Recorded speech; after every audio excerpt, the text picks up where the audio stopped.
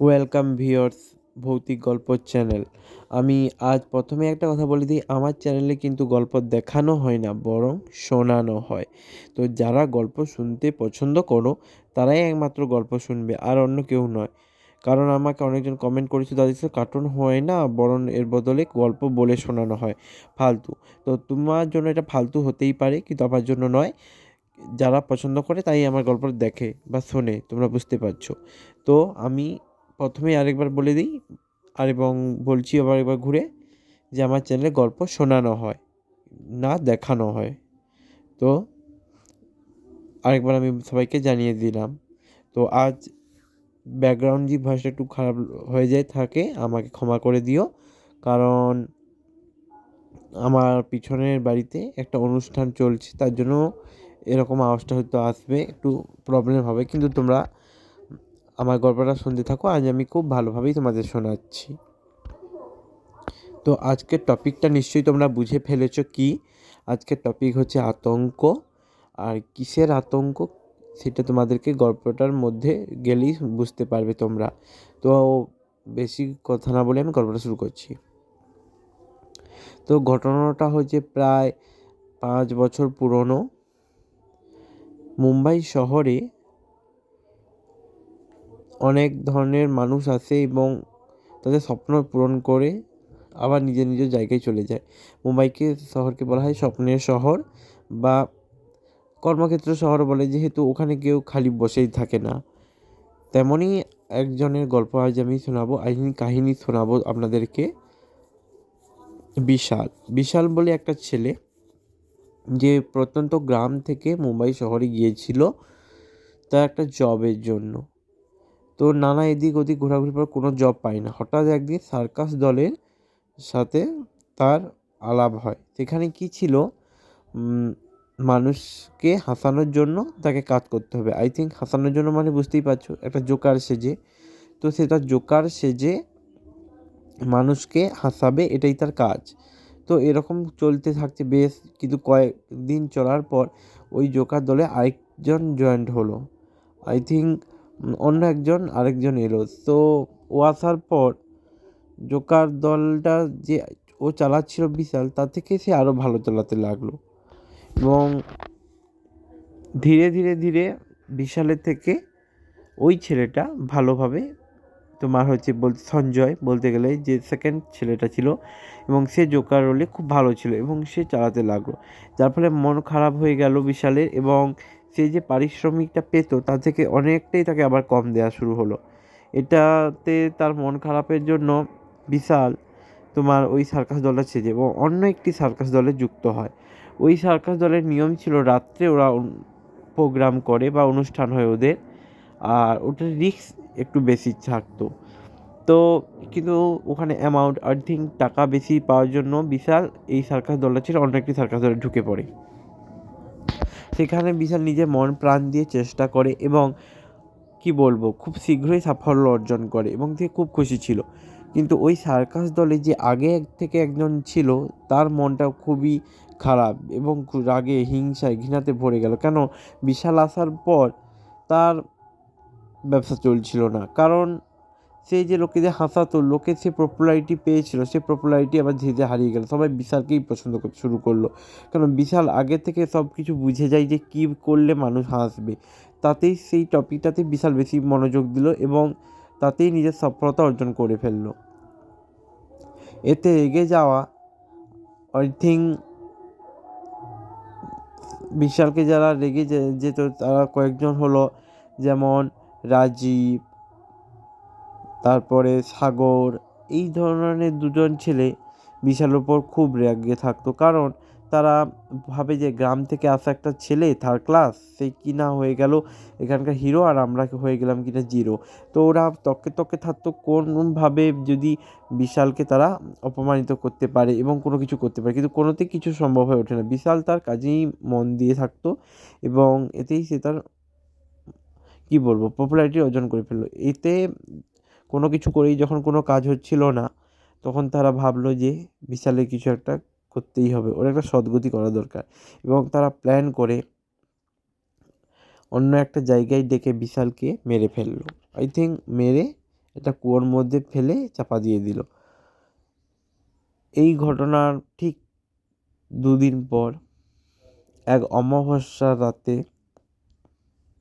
যখন কালো শক্তি প্রচুর শক্তিমান হয়ে ওঠে, সেই মুহূর্তে এক অদ্ভুত ঘটনা ঘটলো। আকাশ থেকে একটা বিদ্যুৎ চমকালো এবং সোজা গিয়ে পড়লো তোমার ওই কুয়োর মধ্যে, আর সেখান থেকে কালো ধোঁয়া উঠতে শুরু করলো। আর ওখান থেকে বিশাল বেরিয়ে এলো। আই থিঙ্ক বিশালের আত্মা। বিশাল তো আর বেঁচে নেই, তাই জন্য ওর আত্মারা এখন বেরিয়ে এসেছে। তো বিশালকে দেখে চেনাই যাচ্ছে না, সে বিশাল আর নেই। তার চেহারা সম্পূর্ণ বদলে গেছে এবং সে রাগে রদন্ত, তার রক্তাভ চোখে শুধু বলতে গেলে সাগরকে আর রাজীবকে খুঁজে বেড়াচ্ছে তাদেরকে মারার জন্য। তো সাগর আর রাজীবকে মারার জন্য যখন বিশাল ছটফট করে উঠছে, তখন তে একটা প্ল্যান খাটায় এবং তাদের একজনকে মারার সে পরিকল্পনা করে ফেলে এবং তাদেরকে সহজ মৃত্যু দেবে না বলে তাদেরকেও সে একইভাবে সে মারবে যেভাবে তাদেরকে সে মেরেছিল। তার জন্য বিশাল একটা সেই বিশাল একটা প্ল্যান করে। প্রথমে তার টার্গেট হয় রাজীব।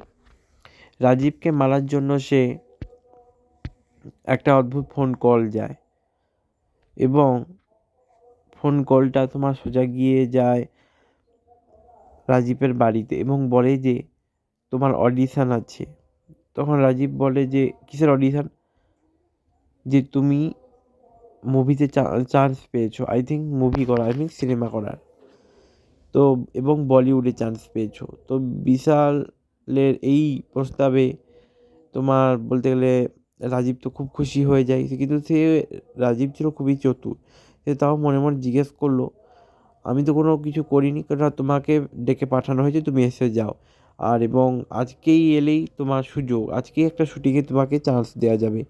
তো এটা ভেবে বিশাল লোভের লালসায় ভরে উঠল এবং আনন্দে ওই জায়গাতে পৌঁছে গেল। কিন্তু ওই জায়গাতে পৌঁছে যাওয়ার পর তার মনে পড়লো যে কী হয়েছিল এটা। এখানেই সেই জায়গা যেখানে সে আমাদের বিশালকে মেরে ফেলেছিল। তো রাজীব সেখানে আসার পর ভয় পেল এবং অনেকক্ষণ দাঁড়িয়ে থাকার পর যখন সূর্য ডুবে গেল, তখন বলল যে কেউ হয়তো তার সাথে মজা করেছে, এটা হয়তো সাগর করেছে। তো কোনো কিছু বুঝে ওঠার আগে হঠাৎ করে সূর্য অস্ত যাওয়ার সঙ্গে সঙ্গেই কালো ধোঁয়ার সঙ্গে প্রকট হয় ওখানে এক ভয়ঙ্কর দেখতে বিশাল আকৃতির জোকার, যে শুধু তোমার রাজীবের দিকে চেয়ে আছে এবং তার চোখগুলো এখন যেন জ্বলজ্বল করে উঠছে, তীক্ষ্ণালো দাঁত বেরিয়ে এসেছে। তার চেহারা দেখলে যে কোনো মানুষ আঁতকে যাবে। এমনিতে জোকারদের দেখলে তো মানুষ ভয় পায়, তার উপরে আবার কি বলবো, এইরকম একটা ভয়ঙ্কর মৃত জোকার, যে আত্মারূপী বহুরূপী জোকার এসেছে, তখন তো করা হয়। এবং সে বিশালকে সব কিছু মনে করায় এবং বলে যে একদিন তুমি আমাকে মেরেছিলে এরকম প্রলোভন দেখে, আজ তুমি মরবে, তোমার পালা। তখন আমাদের রাজীব বলে, আমায় ক্ষমা করে দে ভাই, আমার কিছু করার নেই, তুই আসার পর থেকে আমাদের ডাউন মার্কেট চলছিল, আমাদেরকে তো কোনো কাজেই কেউ নিচ্ছিল না, বস শুধু তোকেই দিচ্ছিল। তখন রাজীব বলল যে তখন কি বলবো, সরি রাজীব নয়, বিশাল বলল যে সেটা তোদের আগে আমাকে বলা উচিত ছিল। এখন তোরা যেহেতু ভুল করে ফেলেছিস, আর কি বলবো, তোদেরকে শাস্তি পেতেই হবে। ঠিক আছে, তোকে একটা চান্স দেব, যদি তুই তোর এই জোকার সে যে খুব মানুষদের আনন্দ দিতে পারিস, তাহলেই আমি তোকে ছেড়ে দিতে পারি, তাদের যদি ভালো লাগে। তখন এক কথায় রাজীব হ্যাঁ বলে দেয়, কিন্তু সে তো জানতো না কিসের অভিনয় করার কথা বলছে এবং মানুষ না অন্য কিছু। তখন সে রাজীবকে নিয়ে প্রেত রাজ্যে যায়, আই থিঙ্ক সেখানে গিয়ে তাকে জোকার সাজে এবং বলে এদের যদি তুই হাসাতে পারিস তাহলেই তুই বেঁচে উঠবি। কিন্তু রাজীব সেখানে ব্যর্থ হয় এবং কাউকেই হাসাতে পারে না, তারা শুধু রাজীবের দিকে হাঁ করে তাকিয়েছে, যেন মনে হচ্ছে এক্ষুনি পেলে তারা ছিঁড়ে খায়। আর সেখানে ব্যর্থ হয় রাজীব সেই প্রেতেদের হাসাতে এবং ফলস্বরূপ সঙ্গে সঙ্গেই তোমার বিশাল রাজীবকে মেরে ফেলে। এবং পরের দিন ওই জায়গাতেই রাজীবের অর্থাৎ মাথা কাটা লাশ পাওয়া যায়, মাথাটা পাওয়া যায় না, বরং পাওয়া যায় শুধু দেহটা। এই ঘটনা শোনার পর তো সাগর ইত্যাদি অবাক যে কে মেরেছে, কি হয়েছে। পুলিশ কেসটা জানা হয়েছে, তাও কোনো সুরাহা মেলেনি। এতে চিন্তিত সাগরের বাড়িতে হঠাৎ কেউ যেন বেল বাজিয়ে কি একটা রেখে চলে যায়। তখন সাগর বাইরে বেরিয়েছে এবং ব্যাগটা দেখে একটু অবাক হয়। প্রথমত ব্যাগটা খুলতেই চাইছিল না, যখন পরে খুলে দেখতে পাই যে ওই ব্যাগের মধ্যে রয়েছে আমাদের রাজীবের কাটা মাথা। সেটা দেখে তো সাগর ভয় পেয়ে যায় এবং বুঝতে পারে না কী হয়েছে, এবং সেই মাথার কপালে লেখা রয়েছে, এরপরে তোমার পালা সাগর। এটা পড়ার পর সাগর তো লিটলি স্ট্রেঞ্জ, বুঝতেই পারি না কী হচ্ছে, তার সাথে কী বা হতে চলেছে। কোনো কিছু বুঝে ওঠার আগেই সেই সব কিছু কথা তার আরেক বন্ধুকে জানিয়ে ফেলে। তখন তার সেই বন্ধু এক সিদ্ধ পুরুষের সাথে দেখা করতে বলে। কপালি, কপালি সেই সিদ্ধ পুরুষের নাম। তো কপালিকে সব কিছুই বলে দেয় আমাদের সাগর, সব কিছু বলে কপালি তার সাধনার দ্বারা জানতে পারে যে এই ঘটনা। তখন কপালি বলে, তুমি কি আমার থেকে কিছু লুকোচ্ছ? যা জানো সব সত্যি করে বলে ফেলো, নাহলে আমি তোমায় সাহায্য করতে পারবো না। এসব জিজ্ঞেস করার পর ভয়ে, প্রথমে তো তোমার ভয়ে বা সব কিছু লুকোনোর জন্য কিছুই বলতে চায় না সাগর, কিন্তু পরে নিজের প্রাণের কথা বললেই সাগর সব কিছু বলে দেয়। প্রথম থেকে যা ঘটেছিল সব কিছুই বলে দেয় এবং বলে যে সাগর যে বিশাল অন্য একটা সার্কাস দলে কাজ করতো, সেখানে অন্য সঞ্জয় নামে একটি ছেলে চলে আসে এবং আসার পর তার যখন বস তাকে নিয়ে কোনো কাজ করতে চাইছিল না, যেখানে বিশাল অনেক খাটনাখাটি করেছে, আর সেই সার্কাস দল তাকে কোনো যুক্ত সম্মান দেয়নি, যার জন্য সে আমাদের সার্কাস দলে সে যুক্ত হয়, জয়েন করে ফেলে এবং সেখান থেকেই সে খুব পপুলারিটি অর্জন করে এবং সবাই শুধু বিশালকেই চেয়েছিল, আমাদের কেউ নেই। এবং আমাদের এর কাজ অবস্থা খারাপ হয়ে যাচ্ছে এবং আমাদের কিছু না হওয়ার জন্য আমাদের সংসারও চলছে না, হাত খরচা বাড়ছে না, তার জন্য আমরা একদিন প্ল্যান করে বিশালকে মেরে ফেলি। তখন কাপালি তাদেরকে বলে যে এখন সেই বিশালই তার ভয়ঙ্কর রূপ, চেহারা এবং নিয়ে তোমাদেরকে এখন মারতে এসেছে। তখন ওরা শুনে তো অবাক হয়ে যায়। তখন ওরা বলে, বিশাল? দেখো, হ্যাঁ, বিশালই এসেছে তোমাদেরকে মারতে, কারণ তোমরা তার সাথে যা করছো সে তার প্রতিশোধ নিতে চলছে এবং ও তোমাকে মেরেই এখন শান্ত হবে। না, শান্ত হবে না সেটা বলা মুশকিল। তখন সাগরে অনেক কাকুতি মিনতিতে আমাদের বলতে গেলে কাপালি তাকে সাহায্য করতে রায় এবং তাকে বলে, একটি সুরক্ষা কবচ দিয়ে একটা ধাগা দেন এবং বলে যে তুমি ওই জায়গাতেই যাও যেখানে তোমরা বিশালকে মেরেছিলে। এবং সেই কথা মতো আমাদের সাগর এবং সাগরের সেই বন্ধু এবং কাপালি সেখানে উপস্থিত হয় এবং তাদের উপস্থিত হওয়ার সঙ্গে সঙ্গে সেখানে বিশাল তার ভয়ঙ্কর চেহারা নিয়ে উপস্থিত হয় এবং বললে যে তোমরা কি ভেবেছিস এই সাধু তোদেরকে বাঁচাবে? ভুল, এই সাধুও তোদেরকে বাঁচাতে পারবে না। এই সাধু তো আমার মুরাদ, কিন্তু সাধু কোনো কিছু করে ওঠার আগেই আমাদের বিশাল সাধুকে মেরে ফেলে সঙ্গে সঙ্গে এবং ছিন্ন ভিন্ন হয়ে যায় তার শরীর কাপালির। তো কাপালি মরে যাওয়ার পর যখন ওরা দুজন পালাচ্ছিল, আই থিঙ্ক আমাদের সাগর আর সাগরের বন্ধু যখন পালাচ্ছিল, সঙ্গে সঙ্গে কি তাদের বন্ধুকে ধরে ফেলে এবং তার বন্ধুকেও সেমভাবেই মেরে ফেলে এবং তার চেহারাকে নখ দিয়ে আঁচড়াতে আঁচড়াতে তার দুটো চোখকে ফুটো করে দেয় এবং ফুটো করে দিয়ে মাটিতে ফেলে দেয় এবং এমনভাবে তাকে ছিন্ন ভিন্ন করে মেরে যায় যেন মনে হচ্ছিল কোনো কসাই মাংস কেটে দিচ্ছে। এমনভাবে সাগরের বন্ধুকে মেরে দিয়ে সে ফেলে দেয় এবং তারপর সে সাগর দিকে দৌড়ে চলে এবং শেষমেশ সে সাগরকে ধরেই ফেলে এবং বলে যে কী ভেবেছিলে সাগর, তুমি পালিয়ে যাবে, বেঁচে যাবে? এটা তোমার সম্পূর্ণ ভুল ধারণা, তুমি আজ মরবে। তখন কি বলবো, সাগর হাতে যে সেই সাধুর বাঁধা ধাগাটা ছিল, সেই ধাগাটা হঠাৎ করে উজ্জ্বল জ্যোতি ধারণ করে এবং জোকারকে দূরে ঠেলে ফেলে দেয় এবং সঙ্গে সঙ্গে জোকার অদৃশ্য হয়ে যায়। বুঝতে পারে যে জোকার হয়তো মারা গেছে, আর সেই ভেবে সাগর ওখান থেকে পালিয়ে আসে। এই ঘটনার ঘটে গেছে প্রায় 6 মাস হয়ে গেছে। সাগর এখন অন্য দেশে রয়েছে, মুম্বাই থেকে বহুদূর পালিয়ে গেছে এবং অন্য একটা জায়গাতে রয়ে সে কি বলবো সুখে সংসার করছে। আই থিঙ্ক বলতে গেলে কোনো সন্তান হয়নি, কিন্তু বউকে নিয়ে সুখে সংসার করছে, কিন্তু সেই ধাগাটাকে এখনও খুলছে না। সে জানে যে এই ধাগা খুলে ফেললে আবার বিশাল চলে আসবে। বিশাল বলে গিয়েছে যে আবার আমি ফিরবো। সেই ধাগা থাকার কারণে বিশাল এতদিন কোনো কিছু করতে পারছে না। ঝড় বৃষ্টি জল যাই রোগ ব্যাধি যাই হোক না কেন, বিশাল সেই ধাগা খুললেনি কোনো দিনও। কিন্তু কোনো কাজ বা কোনো কিছু ভুলবশত বিশাল ভাবতে ভাবতে ওই হাত থেকে ওই ধাগাটা খুলে ফেলে এবং সঙ্গে সঙ্গেই কালো মেঘে চারিদিক ছেয়ে যায় এবং চারিদিকে বিদ্যুৎ চমকাতে থাকে এবং সঙ্গে সঙ্গে একটা ধোঁয়া বাতাস এবং কুয়াশা এসে যেন সাগরকে কোথায় নিয়ে যায় এবং দেখে যে সে আবার সেই জঙ্গলের মধ্যে পড়ে গেছে। সে বুঝতে পারে না তার সাথে কী হচ্ছে বা কী হতে চলেছে, সে এখানে কী করে পৌঁছলো। সে যে ধাগাটা রেখেছিল বাড়িতে সে সেটা ভুলে গেছে, তার হাতে নেই বলে। সে তো জানে ওটা খুলে ফেলেছি আমি। সে আই থিঙ্ক সাগর জানে না সেই ধাগাটা খুলে ফেলেছে। সে তো রাখার পর মুহূর্তেই ঘটনা ঘটেছে।